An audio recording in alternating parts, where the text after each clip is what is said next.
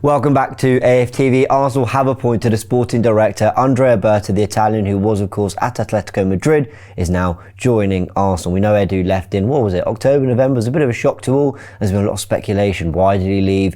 Was it him not happy with the direction of the project? Was it Arsenal not happy with the work he'd done? The reality is we don't really have the answer to those questions. But the solution, the next step, is actually one that Arsenal fans have been pretty excited about. Even those who, I think, quite rightly have been quite critical of the club and some of the decisions, certainly in the last year, are feeling like this is a more ambitious appointment than was expected when you looked at some of the names. We're going to look at that. We'll talk about Berta. We're going to talk about some of the key things I know you want to know. Who were his most expensive signings? Who were his best signings? How did he do on the selling front? What did Atletico do in the time that he was there with Diego Simeone? And a lot more. So let's go into it. I want to start by looking at the candidates that he supposedly beat or that we were linked to as well. Other reports were saying that we were in for these other guys too. We've got them here. Sporting directors Dan Ashworth, who was of course at Man United, but not for long. It didn't work out. In fact, I think Jim Ratcliffe said in an interview with was it Gary Neville? He basically said chemistry was the problem there. So maybe good that Arsenal didn't go down that route. It was all a bit of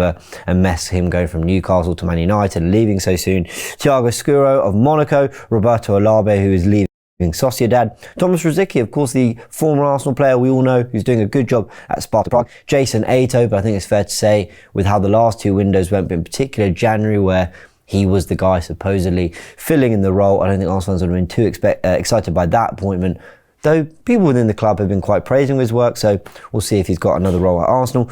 And of course Andrea Berta, who is the candidate that came out on top. Now, who is he? He's 53 years old. Previous club he's worked for, Atletico Madrid, Genoa, Parma, where he has been the sporting director, but he didn't start as a sporting director at Atletico Madrid. He joined in 2013 as a technical director, and then in 2017 he became the sporting director. What is the difference, you ask? Well, a quick little Google search tells me that the technical director focuses on the technical aspects of the club, such as the academy, training ground, and medical fitness department. So I get it, all the sort of technical aspects that help and aid the football team. The sporting director focuses on the overall strategic direction and philosophy of the club, including player recruitment and scouting. So yeah, you can see how the technical director perhaps helps facilitate everything else that the club is trying to do. The sporting director is actually about also setting the vision and trying to bring maybe external factors in to have a bigger impact on the philosophy at the club. So yeah, it's a step in the right direction role-wise. I think Edu might have had a very similar jump. I think Edu might have gone from a technical to sporting director at some point, but now it is Berta at Arsenal. I mean, I think what's encouraging as well is that he spent, 12 years? Yeah, I think 11, because he must have left summer 2024, Berta, he left Atletico. So that's 11 years he was at one club. Again, a good sign, right? Longevity in football doesn't really exist that much. In fact, Mikel Arteta, I think, is already one of the longest serving managers. And this is a real football man who's been a part of a club that have gone through, will go through their achievements in the time that he's been there. But they've gone through a new stadium and a rebuild, and Atletico Madrid getting to a point in which they are competitive with the very, very best in Europe, with one of the very, very best managers in Europe. And over an 11-year stint, he more than certainly played his part. So that's all very encouraging. Let's look at Atletico Madrid's record with Berta. And what we've got here is the 2013 Copa del Rey win. In 2014, they lifted La Liga in the 13-14 campaign, the Spanish Super Cup, and they got to the Champions League final that year. Now, I remember that side. Koke in midfield, Diego Costa up front, Felipe Luis. I think the latter two ended up at Chelsea in the end. They were a serious, they were a serious side. And I remember they had this kind of ability to be kind of really solid, really defensive. They could grind out a win if they needed to. They could, I think Balag once described Atletico as being able to suffer. And I think Atletico Madrid, yeah, they had that ability. But I think they went to Stamford Bridge and won 3-1 against Jose Mourinho's Chelsea. Did they win the year that league, Chelsea? I think it was the year after they won it. Yeah, because of course they hadn't signed Diego Costa yet. But they went to Stamford Bridge, won 3-1, I believe, if I'm remembering correctly, and played some really good football that day. A really good side that could play a lot of ways, and very early into Berta's time at Atletico Madrid. But of course, with everything I'm saying, credit obviously massively goes to Diego Simeone as well. But whenever things go right at a club to the level of the very, very elite, it's never just down to one man. 2016, he reached the Champions League final as well. And with these two Champions League finals, worth remembering that, look, Atletico came close. They were seconds away from beating Real Madrid 1-0 in the final of the Champions League in 2014. They then conceded a late equaliser, Sergio Ramos. and then I think they just knocked it out of them because Real Madrid went on to score 3 goals in extra time and claimed what I think was La Decima at the time.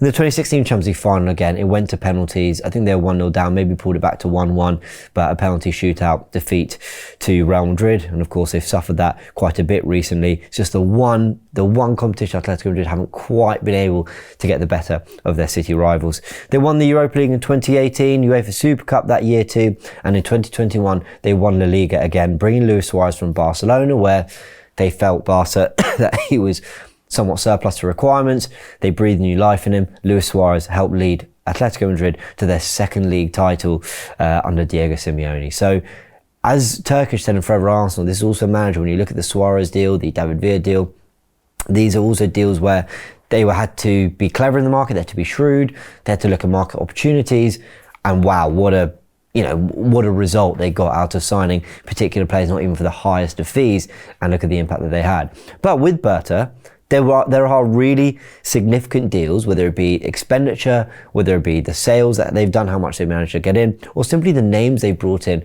that they've done in the 11 years that he was there. Let's have a little look at them all on this one graphic here. We've got some of Berta's most notable signings and deals. Now, the 10 most expensive have João Felix, £113 million. Look, I think for 113 million, we all know the talent that's there, but I don't think anyone's particularly talking about that as a success, although recuperated some money back, which we'll talk about in a bit. Julian Alvarez at £82 million, he's doing well at Atletico Madrid. Morata at 58, Costa 57, Lamar 53, Gallagher 33, Vitola 33, Llorente 31, De Paul 30, Sorloth at 27. Those, according to quick research, is telling us that those are the 10 most expensive signings that Berta and Atletico Madrid made in that 11-year stint. Also worth remembering that £57 million for Diego Costa back when they did the deal, what was that, 2017, 2018? That probably is a more significant fee back then than it is now. Certainly the Thomas Lemar one at £53 million when they did that deal, a more significant fee than that probably would be today. I say that because actually there's only 2 deals over £60 million there. But there's some serious sort of expenditure. Atletico Madrid have spent some money, and he has been willing to spend it on quite a lot of attackers there. Felix, Alvarez, Morata, Costa, Lamar, making the top 5, all considered forwards as well, and others in there too.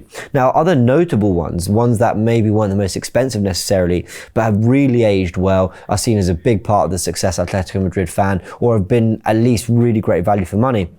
You got Griezmann, who he signed twice for 18 million and 25 million pounds. Why? Because they signed him from Sociedad. He was so good that Barcelona went and picked him up for around 100 million pounds as well. They then signed him back for 25 million pounds. Not the first time that Berta's been willing to go back for a player that they've signed before, because the value was there and maybe there was other business. I mean, the money that they sold Griezmann once for more than they paid in total buying him. I mean, yeah, on the Griezmann deal and the Griezmann work, which he's been playing some of his best for Atletico Madrid, they've certainly got that right. Rodri at £20 million. This is someone that apparently they released from their academy and they rebought him from Villarreal for £20 million. He then goes off to Man City after they paid his release clause around £60 million. We'll look at the notable sales in a sec. David Villa at £2 million. Oblak at 14. Now, did you know Diogo Jota was at Atletico Madrid? Because I didn't, and I did my research. Again, didn't really happen from there. He didn't get opportunity, went on 2 loans, one of them to Wolves before Wolves signed him permanently. But signed him for about 6 million, sold him for about 12 million. Again, quite shrewd in the market, but picking out players. And again, there'll be scouts and Simeone will be involved. There'll be loads of people involved in all this. But still, good names to have on your record. Trippier at 19 million, Suarez at 8 million, Cunha for 29, who they then ended up selling for more. There's a lot of good business there. There's a lot of admirable business on the, not just on the signing forwards front, because a lot of them, Diego Costa, Griezmann, Cunha, Suarez, David Villa, Alvarez, a lot of those have been top players, whether it be Atletico Madrid or another club, wherever. But I think the really exciting thing is actually they've been able to sell them on and actually make money as well on some of these players when it hasn't quite worked the same, or he's just managed to hold out on a value. And I think that's going to be really important for anyone, that we appointed, was also to sort of readdress Arsenal in the selling department, how good we were at commanding fees in the market. Things got better when Nketiah and Smith Rowe went for over £30 million each in the last window. Sure, that's great, but Arsenal on the selling front have disappointed a little bit. And to be signing someone like Cunha of 29 and selling for more, that's quite impressive on the Atletico Madrid front in terms of, on the transfer front. You get what I'm trying to say. Let's go to the notable sales. Falcao, £36 million. Costa at £32 million. Martinez, another one. Jackson Martinez, they signed for around a similar fee and sold him for £35 million. Turan went for 28, Carrasco for 25. We mentioned Griezmann for 100, Hernandez for 67. This is Lucas Hernandez, who went to Bayern Munich. Rodri for 60 million, because of course they had the Hernandez brothers. I think the other went to Real Madrid. Rodri for 60 million, Cunha I mentioned for 42, and Felix, despite it not working, they still managed to get £44 million back for him from Chelsea. So yeah, again, notable, significant fees coming in, and that's an area that Arsenal have to work on too. And look, very much surface level glance at some of these deals suggests it's something he would, certainly improve at the club. Now look, one of the reasons I also feel excited about this appointment, I talked about this with Turkish Liam Jordan for Arsenal, is it feels like a club appointment, not an Arteta appointment. And what I mean by that is, I think it'd been very easy for Arsenal to go, we're all in on the Arteta project, we want to find the guy that's going to complement Arteta the best, whether it be someone he's worked with, whether it be someone he knows, whether it be someone who's got kind of links to certain players or certain clubs that Arteta's kind of close to in some way. This feels like one of the more ambitious appointments Arsenal could have made. But it also feels like one in which they've basically gone, it doesn't all live and die by Mikel Arteta. If Arteta is, he moves on one day, or he's sacked, or for whatever reason Mikel Arteta's not at the club, you still got Berta there, who you would think isn't kind of tied to whether it works or doesn't work with Mikel. And I think that is something that Arsenal needed to get right. I don't think this feels like we just wanted to give Mikel the best person for him. It felt like, no, we're going to do what's best for the club. We're going to do something ambitious. And this might be someone who locks horns with Mikel at times. Maybe there wasn't enough of that. I never really felt, when you read reports, that, if Mikel Arteta wanted to do something, the club would largely really go against it. It felt like, and again, this is from surface level reports. Of course, I don't know what's going on behind the scenes, but it felt like if Arteta wanted a £40 million on a Calafiori, he was going to get a £40 million on Calafiori. Well, regardless of if there was someone behind the scenes saying, actually, why don't you get this left back for 20 million? So you got 20 more million to go on the forward we need.